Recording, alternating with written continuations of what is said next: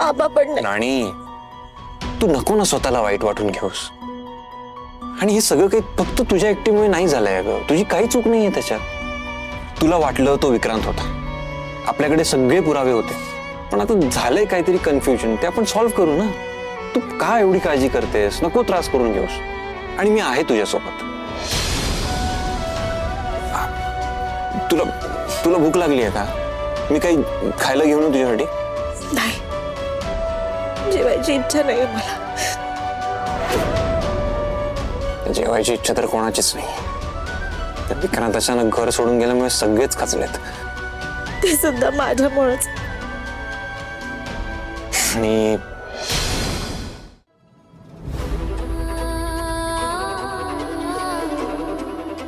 हे बघ, तुला वाईट वाटावं म्हणून नाही सांगत आहे मी हे सगळं. पण आता या सिच्युएशन मध्ये आपल्याला सगळ्यांना सांभाळायचं आहे की नाही? सगळ्यांना सावरायचं आहे आपल्यालाच. मग आपणच रडून कसं चालेल? आपल्याला खूप स्ट्रॉंगली उभं राहावं लागेल ना. आणि मला तरी असंच वाटतं की आपण स्वतःला ब्लेम करण्यापेक्षा ना या गोष्टीचा विचार करूया की विक्रांत या घरी परत कसा येईल. तुला खरं सांगू, मला जर कळलं ना तो कुठे आहे, मी स्वतः जाईन, त्याला समजावेन आणि घरी घेऊन येईन एकदाच. आणि हो, तू असा बिलकुल विचार करणार नाहीयेस की या सगळ्यात फक्त तुझीच चूक आहे किंवा तुझ्याकडनंच काही मिस्टेक झाली. तुला कळतंय ना मी काय म्हणतोय? ऐकतेस ना?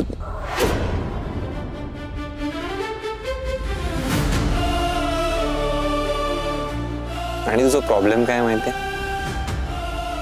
तुझं ना मन खूप निर्मळ आहे. तू सतत स्वतःच्या आधीनं दुसऱ्यांचाच विचार केलायस.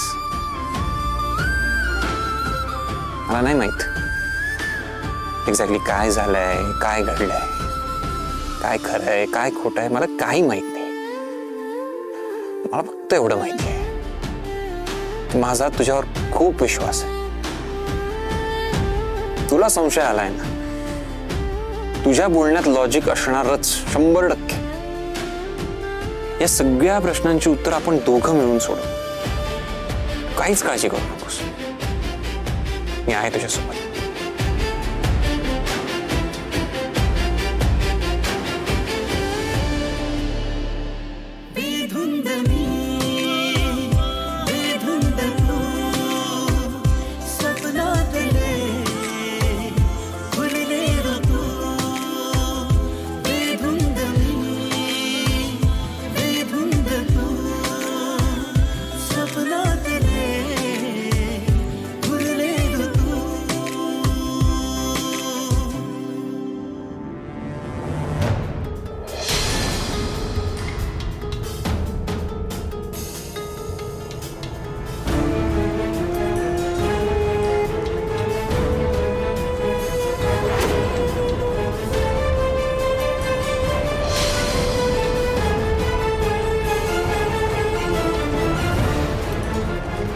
काही बोलायचं ग?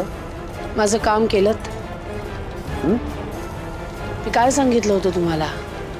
आजच्याच पेपर्स तयार करून घ्या. मला इंद्रा आणि राणीचा डिवोर्स झालेला हवा आहे.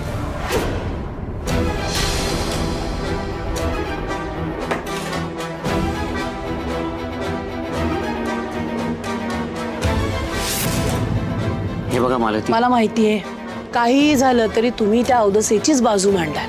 नाही ऐकायचंय मला. आता बास झालं, मी खूप सहन केलं. त्यामुळे आता मला समजावायच्या भानगडीत पडूच नका. मला ती अवदसा माझ्या घरात नकोय. तिला आत्ताच्या आत्ता बोलवा, पेपर्स रेडी करा, त्यावर तिची सही घ्या. मला दोघांच्याही सह्या तर लिगल पेपर्सवर झालेल्या हव्यात. जोपर्यंत सह्या होत नाही तोपर्यंत मी गप्प बसणार नाही. हे प्रकरण कायमचं संपायला हवं. प्रोसेस सुरू झाली. मी वकिलांशी बोललोय, पण या अशा कामांना वेळ लागतो. का का वेळ लागतो? अहो, तुमची पत वापरा ना जरा. एवढ्या ओळखी आहेत ना तुमच्या. मग आणि आपल्या फॅक्टरीची लिगल कामं बरी एका दिवसात होतात. मग तसंच हे कामही लगेच व्हायला हवं. तुम्ही ना उगाच कारणं देत बसू नका. मला काही ऐकायचं नाहीये. हो, पण नाही नि बिन नाही. तुम्हाला जर आपलं घर फुटू नये असं वाटत असेल ना, तर मी सांगते ते ऐका. नाही तर नंतर ना पश्चात्ताप करायची वेळ येईल.